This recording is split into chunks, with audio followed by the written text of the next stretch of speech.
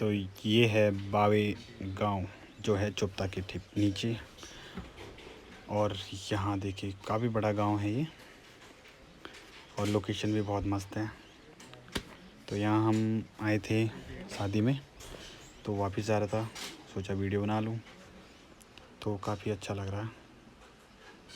तो देखिए आप।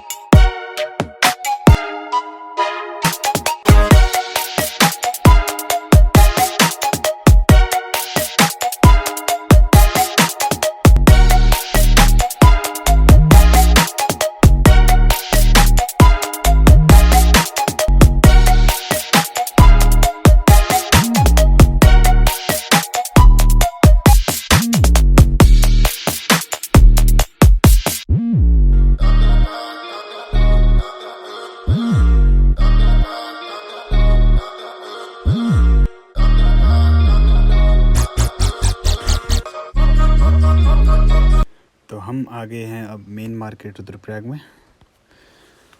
कुल मिला के लंबा सफ़र था। अब यहाँ से रुद्रप्रयाग मार्केट स्टार्ट, जिसका पुराना नाम है, आपको भी पता होगा तो कमेंट में लिखिए। तो मिलते हैं आपको मेन मार्केट रुद्रप्रयाग में। 1 2 3 4।